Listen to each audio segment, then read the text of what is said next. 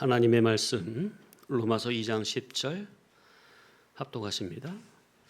선을 행하는 각 사람에게는 영광과 존귀와 평강이 있으리니 먼저는 유대인에게요 그리고 헬라인에게라. 따라하실까요? 성화와 평강.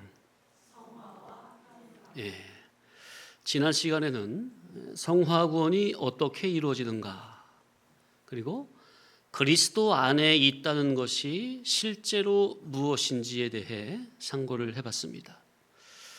너무도 중요하기 때문에 일부 시간에는 다시 복습하면서 더 이면저면 이치를 삼고자 합니다. 첫째, 구원은 처음부터 끝까지 오직 그리스도 예수 안에서만 이루어지는 겁니다.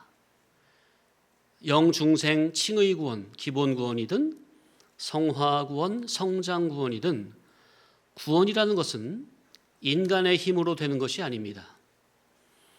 영중생 칭의 구원은 하나님의 주권적 일방적 은혜로 되는 것이고, 성화 구원은 성령님의 선행적 은혜와 인도 속에서 인간이 믿음과 순종으로 반응하는 신인 상호 유기적인 역사로 이루어집니다. 그러므로 성화는 내가 내 힘과 노력으로 거룩해지고자 하는 자기 개선 프로젝트가 아니라 그리스도의 복음 안에 거하며 성령의 감화 아래 존재 전체가 점진적으로 재구성되어 가는 역사입니다.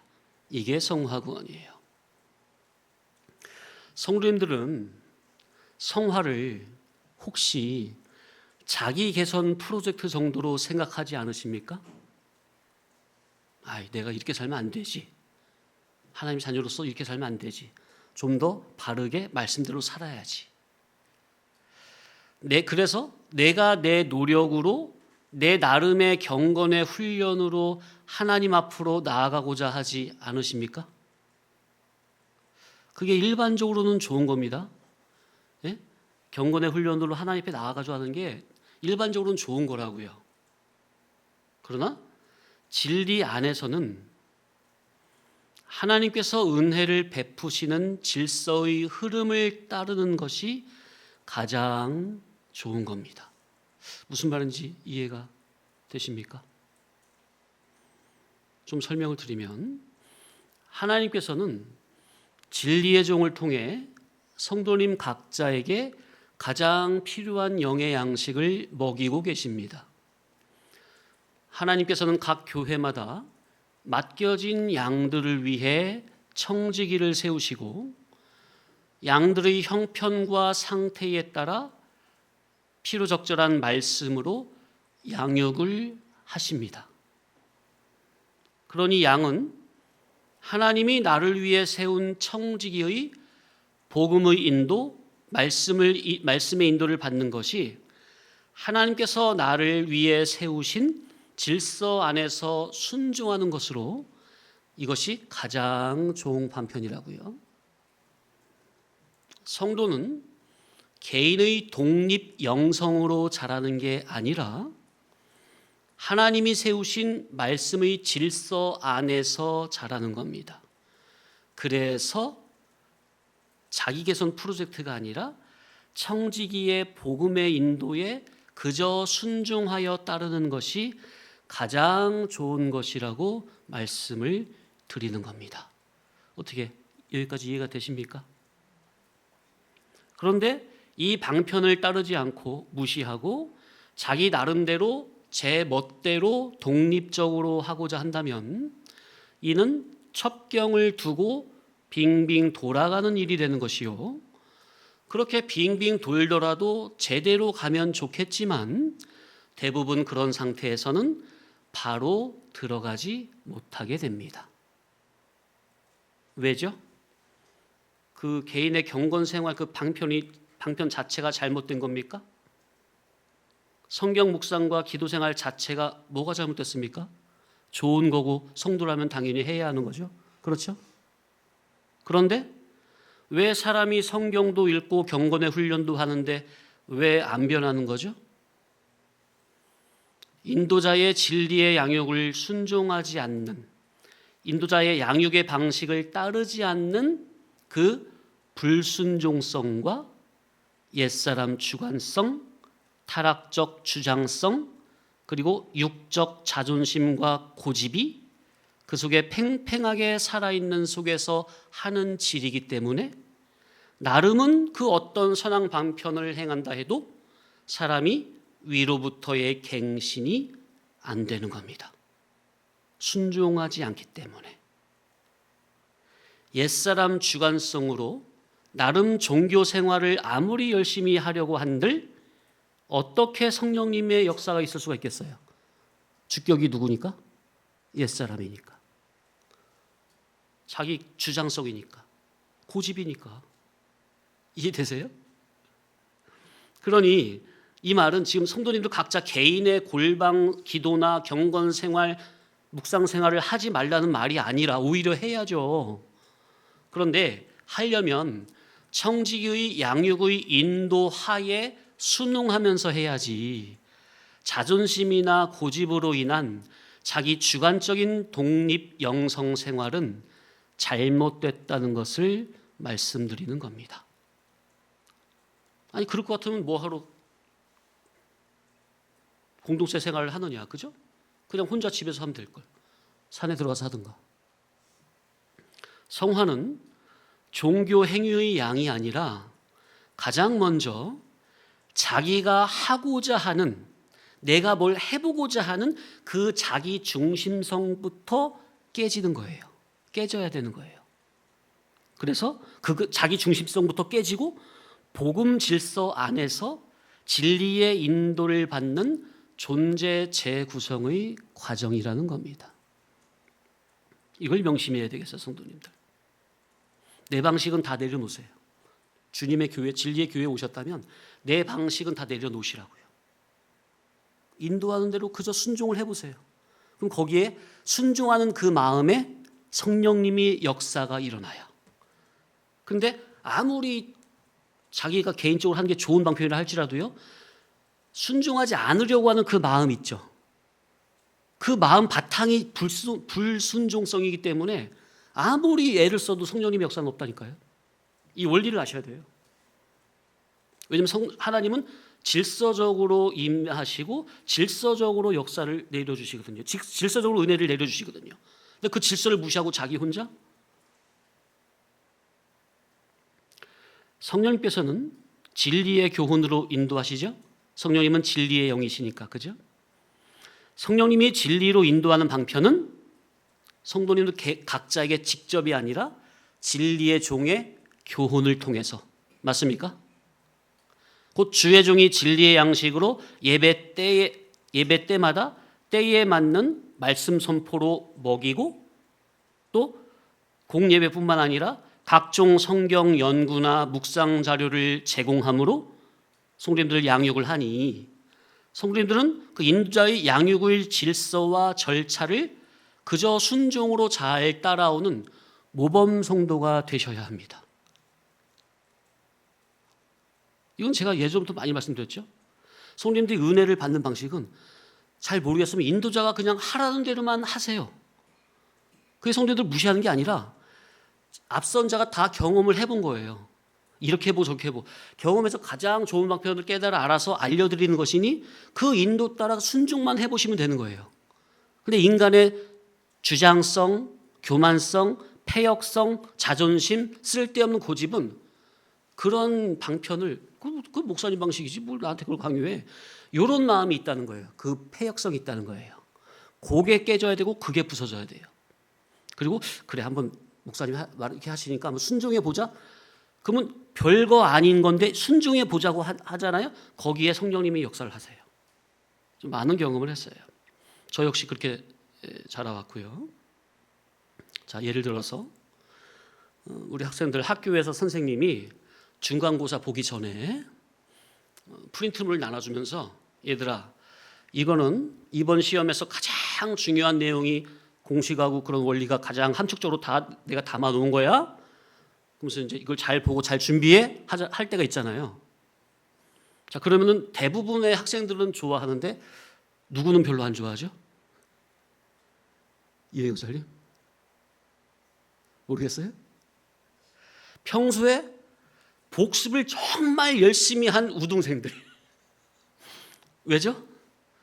자기가 열심히 노력했는데 자기는 이거 없어도 100점 맞을 수 있는데 아니 기껏 노력 열심히 했는데 이거 그냥 선생님이 나눠주면 딴 애들 다 그냥 100점이 수두룩하게 나올 거 아니야. 그럼 변별력이 없어질 거 아니에요. 자, 그런데 공부를 나름 준비하긴 했는데 좀 부족함을 느끼는 학생들은 좋아라 하면서 그걸 열심히 파겠죠. 그죠? 자, 그런데 선생님이 나눠주신 거는 안 보고 덮어두고 그냥 던져버리고 무시하고 자기 나름대로 공부한다고 하면 어떻게 되는 겁니까? 이처럼 어리석은 일이 어디 있겠어요?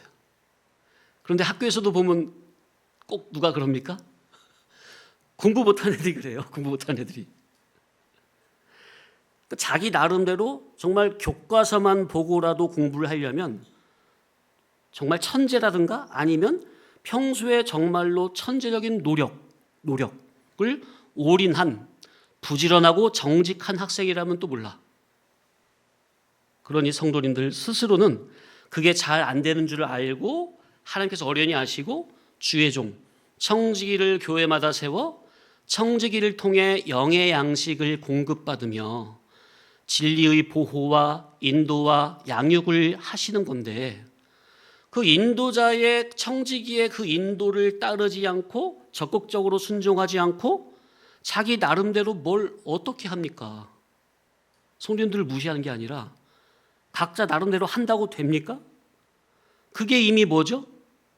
자기가 죽었다는 거예요? 죽지 않고 살아있다는 증거예요.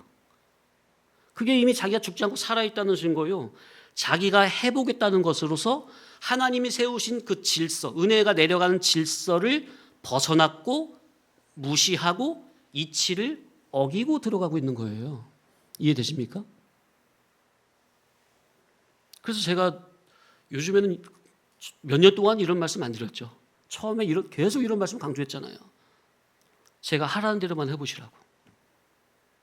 집에 가서 틀어놓고 다 씁니다까지 다 받아 적어 보시라고. 그러면 정말로 머지않아 큰 은혜를 경험하게 되실 것이라고. 실제로 성도님들 주변에 그렇게 해서 그대로 제가 하라는 대로 해가지고 은혜 안으로 깊이 들어오는 경험을 하신 분들이 많이 계시잖아요. 그러면서 뭐라고 고백해요?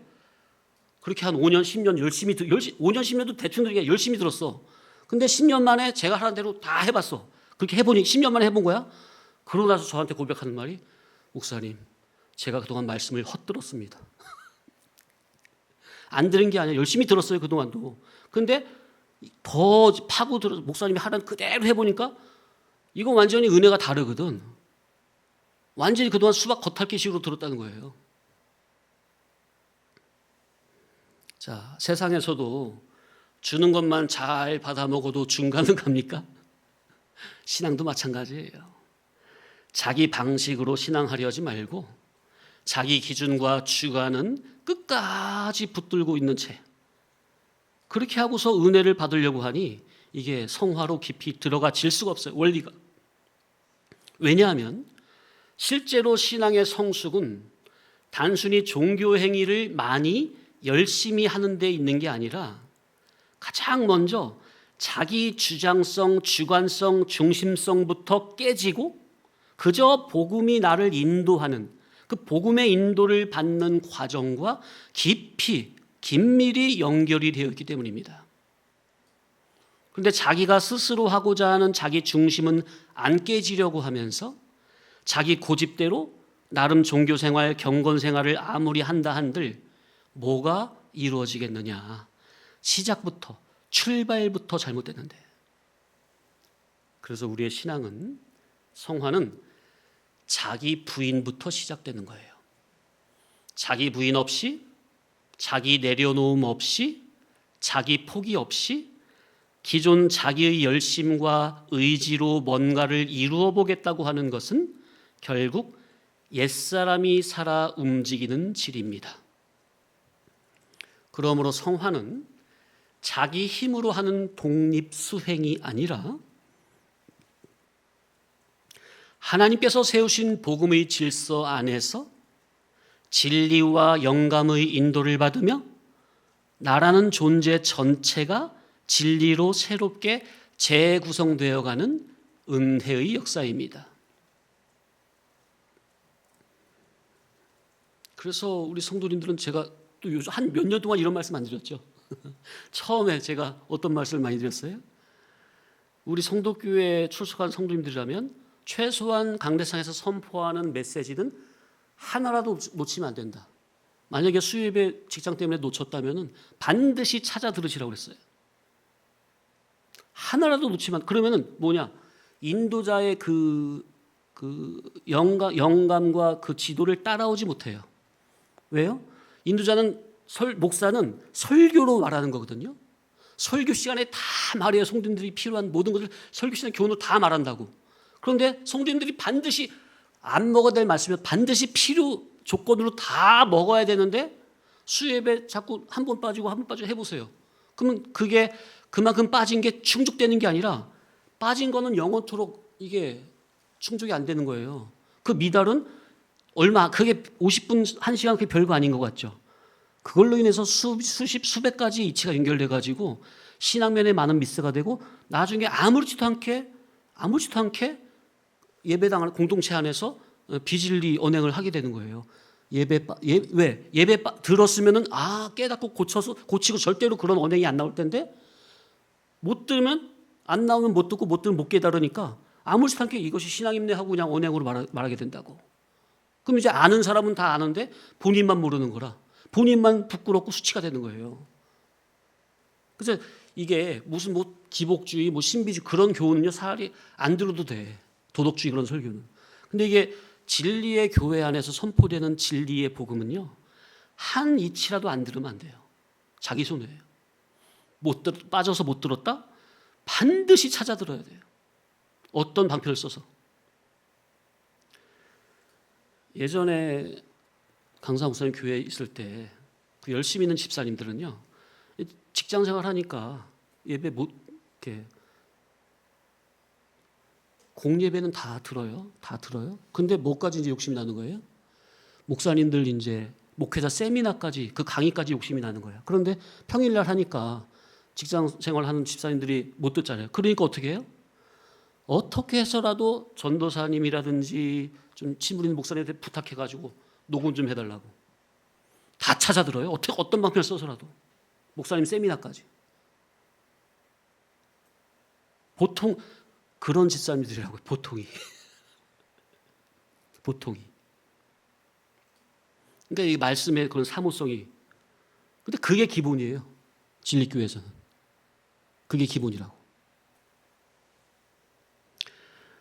자, 이거 이런 걸 너무 강조하면 또 괜히 또 율법식으로 될까봐 제가 말을 안 하는 거예요. 웬만하면 말을 안 해요. 근데 성도님들이 이제 워낙 모를 때는 이제 바른 방편을 알려주기 위해서 제가 초창기에는 이런 말씀을 많이 드렸던 거죠. 최근 한 7, 8년 동안 이런 말씀 제가 오랜만에 처음 하는 것 같아요. 자, 우리 신앙은 자기가 살아 있어서는 뭘 해도 안 되는 게 이치예요. 그러니 하나님께서 세우신 질서대로 신앙생활을 해야 합니다. 이는 인간 중개자인 목사를 절대화하라는 말이 아니라 하나님이 세우신 은혜의 질서, 말씀의 질서, 교회의 질서, 목양의 질서 안에서만 성화가 이루어진다는 것을 말씀드리는 겁니다. 성화는 존재의 재구성이라. 그런데 이는 무엇부터 돼야 된다고요? 자기 부인부터. 자기 부인이 돼야 순종이 되잖아요. 그죠? 자기 부인이 안 되면 순종은 절대 안 돼요. 곧 죽어도 자기식을 고수하는 거지.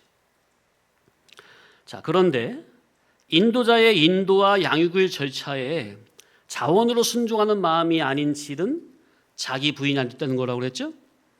그러니 그 질서를 벗어났기 때문에 자기식으로 아무리 바르게 열심히 노력을 한다 해도 안 되는 겁니다. 시작부터 순종성이 아닌 주관성이요 불순종성이기 때문에 아무리 해도 안 돼요. 성화는 진리를 깨닫고 그 질서에 순종하는 은혜 중심입니다. 성화는 개인의 독립 수행이 절대로 아닙니다. 하나님은 교회 질서를 통해 양육하시니 그 양육의 질서를 차근차근 성실하게 따르는 자라야 바른 성장이 되는 겁니다. 이 성실성이 그래서 중요한 거예요. 이건 학교에서 학생들 공부하는 거 봐도 똑같이 그대로 연결돼요. 성도님들 신앙생활 하는 거나 학생들 학교에서 공부하는 거나 그 성실성 있잖아요. 똑같아요. 그래서 저는 아이들에게, 우리 교회학교 아이들에게 정직과 성실을 그렇게 강조하는 거예요. 그게 없으면 아무것도 안 돼요. 신앙생활 헛하는 거예요. 평생 해도. 학교에서 공부를 잘하는 애들은 수업 시간에 선생님이 강조한 것, 선생님께서 얘들아 이건 반드시 알아야 돼? 하는 거. 그러니까 선생님이 하라는 대로만 합니다. 그런데 꼭 공부 못하는 애들이 수업 시간도 선생님 말씀도 제대로 안 듣고 집에서 복습도 안 하고 꼭 시험 시간이 닥치면 이제 자기 나름대로 해보려고 하다가 망치는 거죠. 신앙도 이치가 똑같다는 거. 신앙에 있어서 가장 큰 방해물은 자기 주관성과 독립성입니다. 그게 누가복음 15장에서 집 나간 둘째 탕자 아들이든 집에 있는 큰아들 탕자든 둘 다 똑같은 탕자의 질이에요. 집을 뛰쳐나간 둘째 탕자는 노골적인 자기 중심적 신앙이고, 집에 있는 큰아들 탕자는 겉으로 볼 땐 집에서 아버지의 명을 어김없이 착실하게 있는 것 같지만 그 속은 아버지와 의사가 다른 종교적 자기 중심성입니다. 둘 다 자기 중심이에요. 하나는 노골적 세상화로 자기 중심, 하나는 종교적 자기 중심. 그러니 둘 다 회개하기 전에는 나타나 보여지는 양상만 다를 뿐 신앙의 줄은 둘 다 자기 중심으로 똑같다고 보는 겁니다. 둘 다 탕자예요. 그래서 참된 성화는 자기 부인과 복음의 순종, 인도자의 양육의 순종 속에서 이루어집니다. 이걸 명심하시기 바랍니다. 그래서 하나님이 교회 종을 세우시고 성도님들을 순서적으로 종 밑으로 넣어 놓으신 거예요. 그래서. 그런데 여러분 속에 죄가 들어있으면, 내가 살아있으면 단마음으로 순종이 안 되는 거예요. 이 순종이 이게 뭐랄까, 자기 주장성이 죽은 사람한테는 가장 쉬운 거예요. 근데 자기 주장성이 조금이라도 한 트럭이라도 살아있잖아요. 순종만큼 어려운 게 없습니다. 그러니까 순종은 어렵고도 쉽고 쉽고도 어려워요. 그러니 자기의 영혼을 위해 애쓰는 목양의 인도를 성도님들은 가볍게 여기거나 감정적으로 대한다면 결국 자기 신앙의 손해가 됩니다. 성도는 자기 영혼을 위한 복음의 권면 앞에서 감정적으로 맞서기보다, 아니면 자기 주관성을 고집하기보다 먼저 자신을 돌아보는 자세가 요구됩니다. 본인의 성화를 위한 복음의 권면과 괜히 씨름하지 마세요. 자기 영혼을 살리려는 목양의 권면을 감정적으로 반응하며 대립하지 마세요. 신앙생활에서 이처럼 어리석은 일은 또 없습니다. 하나님께서 자기 영혼의 유익과 성화를 위해서 목양의 질서를 세워주셨는데 그 인도자의 복음의 인도, 목양의 인도는 무시한 채 끝까지 자기 고집과 감정만 붙들고 있다면 결국 손해는 자기가 다 보는 거예요. 그런데 더 나아가 이 믿음의 공동체는 서로 유기적으로 연결이 되어 있기 때문에 한 사람의 불순종성과 자기 주관성은 진리 공동체 전체에도 부담을 끼치게 되어 있습니다. 그래서 하나님께서는 순종이 제사보다 낫다고 말씀하신 거예요. 순종하시기 바랍니다. 진리 중에 목양의 인도에 그대로 순종하시기 바랍니다. 그걸 자꾸 거기 태클 들어가면, 태클 들어간 그 자체가 벌써 자기 육성이라니까, 죄성이라니까요. 그 배후는 사탄 마귀라니까요. 그거는 교회를 허무는 마귀의 전략이에요. 성화는 자기 나름대로 종교 생활을 열심히 하는 게 아니라 먼저 자기 부인을 통해 하나님이 세우신 복음의 질서 안으로 들어가서 진리와 영감의 인도를 받으며 존재 전체가 재구성되는 과정입니다. 아까도 말씀드렸지만 오해하면 안 될 것은 일반적으로 성경 묵상과 기도 생활은 당연히 좋은 것이고 반드시 해야 합니다. 그러나 그것조차도 하나님께서 세우신 은혜의 질서 안에서 행해질 때 가장 바르고 건강하게 자라게 됩니다. 왜냐하면 하나님께서는 당신의 양들을 위해서 청지기에게 목양의 사역을 맡겼기 때문입니다. 청지기는 하나님 앞에서 맡겨진 양들을 위해 노심초사하며 때에 따라 진리의 양식을 공급합니다. 이 말은 물론 사람을 절대화하라는 뜻이 아닙니다. 신앙의 최종 권위는 언제나 진리와 성령님이시고 그리스도이십니다. 그러나 하나님께서는 교회 안에 목양의 질서를 세우셔서 목자는 양을 알고 양은 목자의 인도를 받으며 함께 자라가도록 하신 겁니다.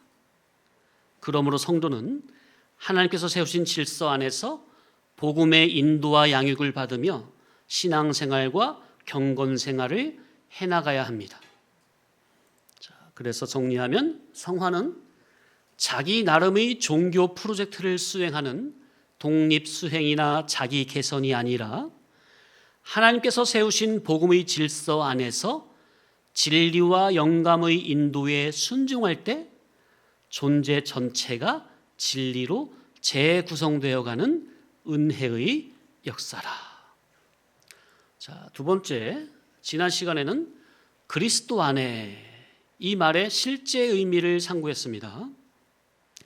성경에서 바울은 그리스도 안에라는 표현을 반복해서 사용하죠. 근데 이 말의 의미를 바르게 깨닫고 보면 이는 절대로 단순한 감정적인 표현이 아니라는 거죠. 그러나 많은 분들이, 상당히 많은 분들이, 거의 대부분의 분들이 그리스도 안에, 주님 안에 이 말을 상당히 좋아하고 많이 쓰는데 대부분 감정적인 느낌으로 많이 쓰고 있다는 거예요. 내가 그리스도 안에 있다는 것은 실제적으로, 구체적으로 내 사고 체계와 가치관과 정신 구조와 반응의 체계가 위로부터 물과 성령으로 거듭난 그리스도의 복음 진리 안에 머물러 있는 실제적인 상태입니다. 자, 방금 제가 그리스도의 복음 진리 안에 머물러 있는 실제적인 상태, 그 앞에 뭐라고 수식했죠? 복음인데 어떤 복음? 따라합시다. 위로부터 물과 성령으로 거듭난 그리스도의 복음. 왜냐하면 누구나 다 복음이라고 하니까, 다 그리스도의 복음이라고 말을 똑같이 하니까. 그런데 그 의미를 보면 실은 명목상 복음, 감정주의 복음, 자기중심적 복음, 번영주의 복음, 기복주의 복음, 인간중심적 인본주의 복음이 훨씬 더 많으니까요. 그러니 제가 말씀드리는 복음은 그리스도의 복음인데 진리 본질의 복음, 위로부터 다시 거듭난 복음, 존재를 위에 속한 사람으로 지정의, 전 인격을 새 사람으로 재구성하는 진짜 진리 참복음. 그래서 내가 그리스도 안에 있다는 것은 내 사고 체계와 가치관과 정신 구조와 반응 체계가, 마음, 정신, 양심의 그런 모든 체계가 위로부터 물과 성령으로 거듭나게 하는 그리스도의 복음 진리 안에 머물러 있는 상태를 말하는 거예요. 지금 이게 정말 중요한 말이에요.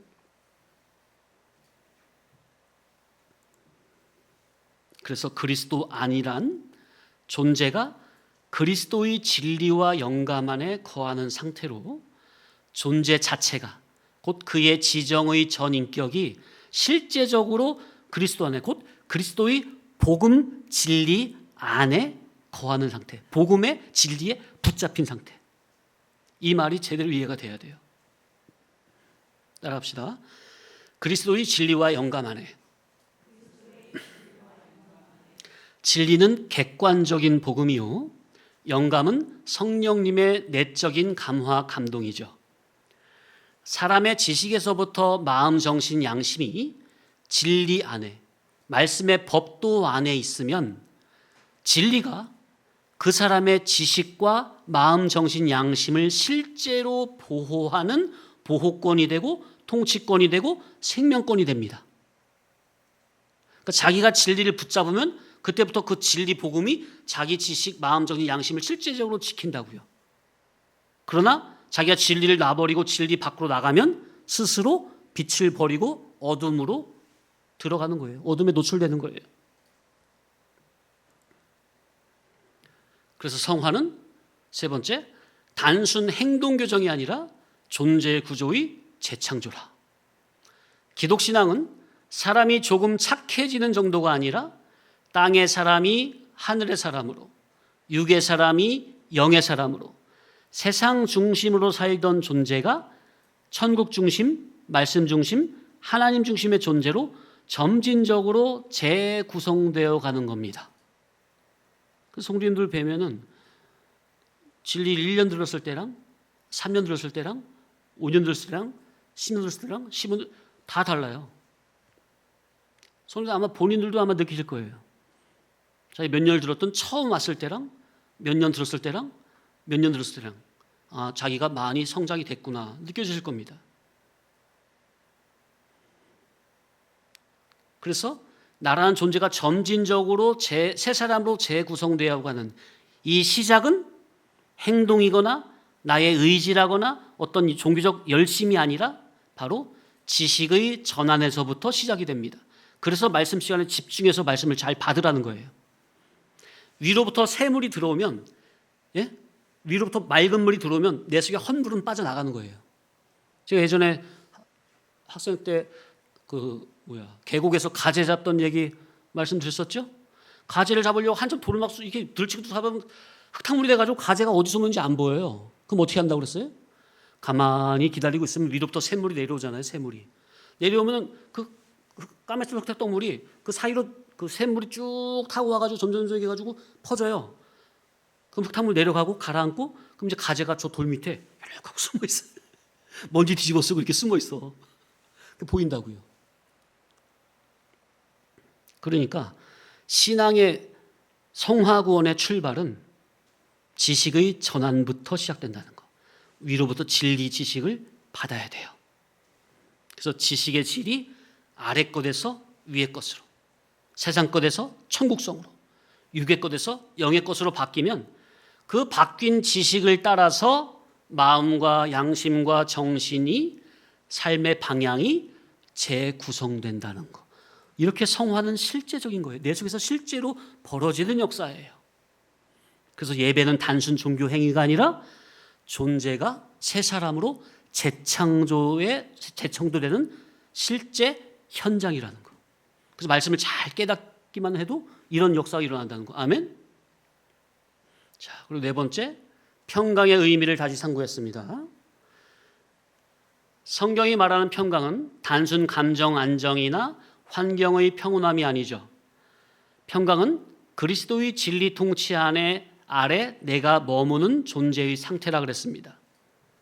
그래서 그리스도 안에 있는 자는 세상 근심에 삼켜지기보다 오히려 어떻게 하면 자타의 성화 구원을 이룰 수 있을까? 이런 거룩한, 고상한 하나님의 뜻대로 하는 근심을 하게 됩니다. 바울도 그런 근심으로 살았죠. 세상 근심은 사망을 이루지만 하나님의 뜻대로 하는 근심은 회개와 성화와 생명으로 이어집니다. 자, 그래서 지난 시간의 핵심은 성화는 단순한 행동 교정이 아니라 진리로 인한 존재 전체가 재창조되는 역사고, 평강은 그리스도 안에서 실제적인 말씀 순종이 될 때 위로부터 주어지는 선물이라.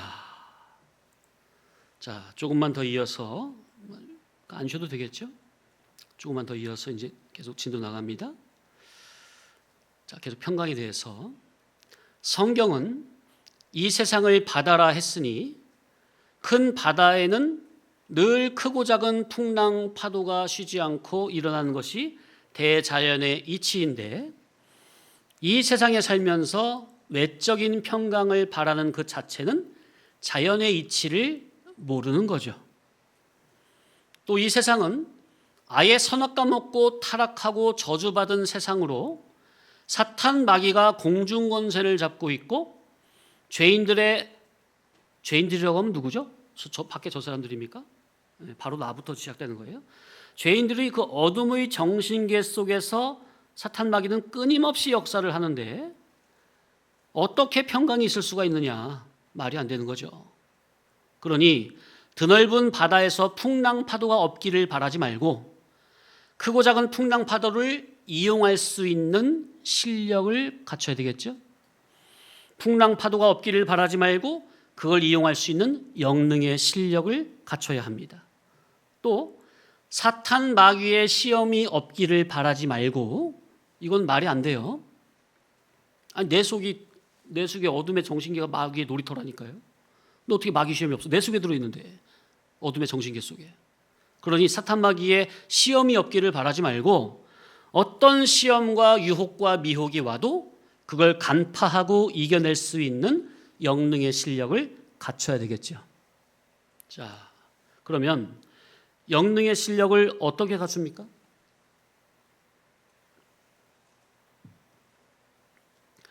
기도를 열심히 해서 어떤 능력을 많이 받으면 됩니까?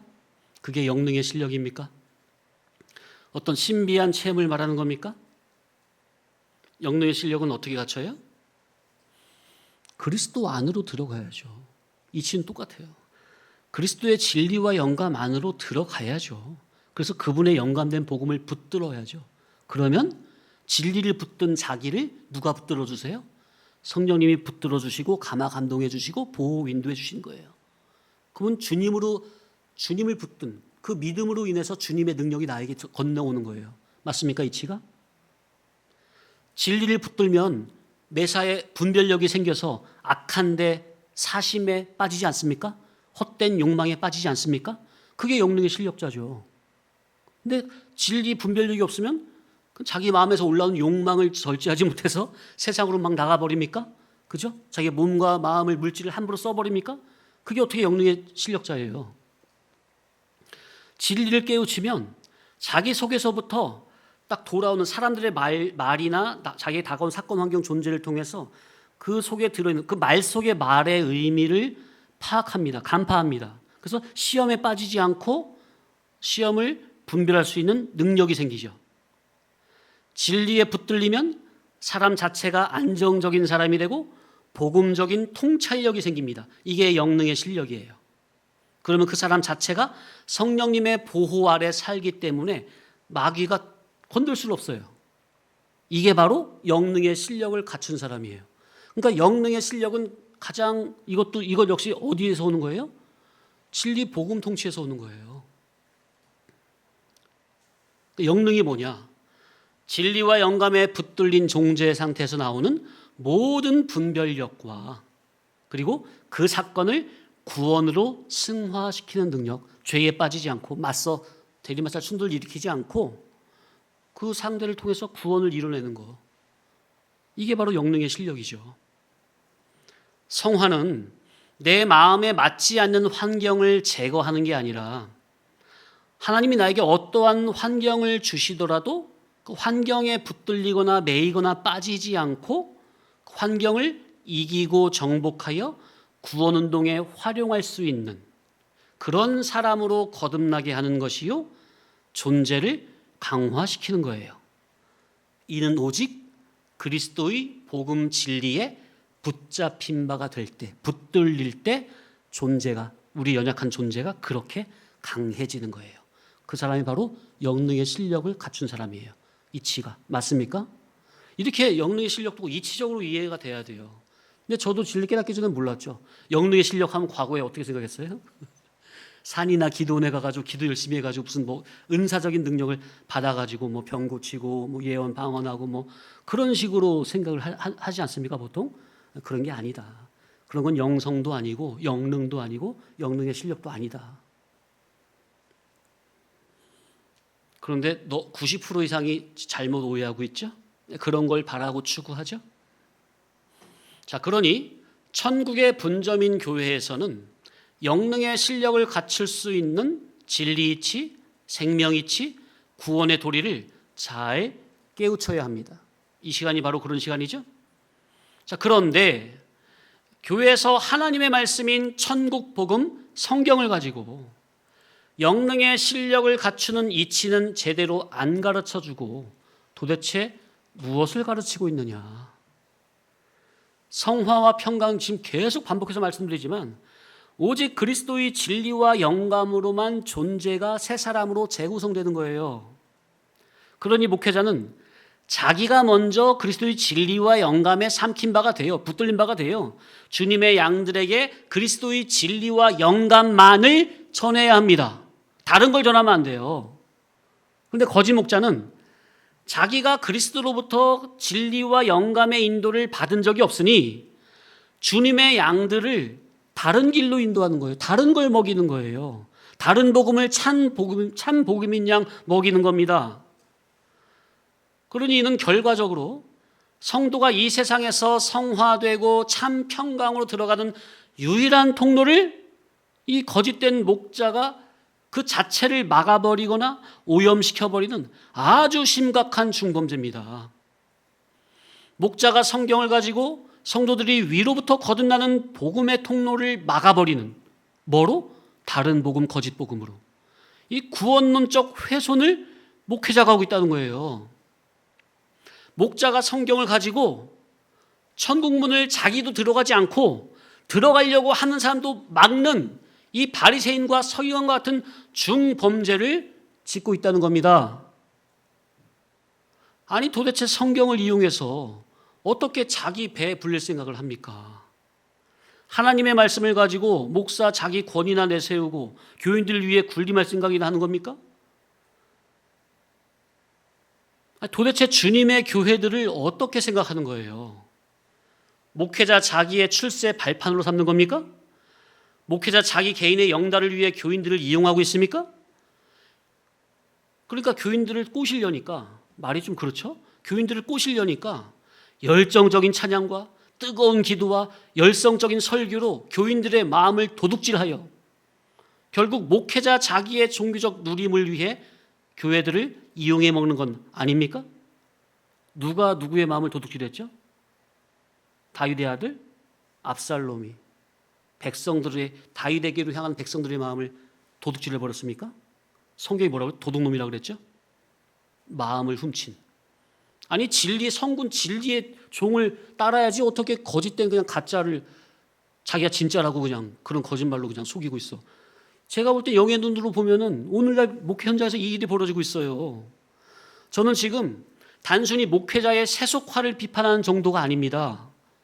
열성적인 찬양, 뜨거운 기도, 열정적인 설교로 교인들의 마음을 도둑질한다는 것은 감정 중심 신앙, 목회자 중심의 카리스마, 종교적인 열광, 인간적인 권위주의, 결국 자기의 영광 추구가 진리 본질 중심의 성화라는 진짜를 그러한 가짜로 대체해버리는 문제이기 때문에 그렇습니다.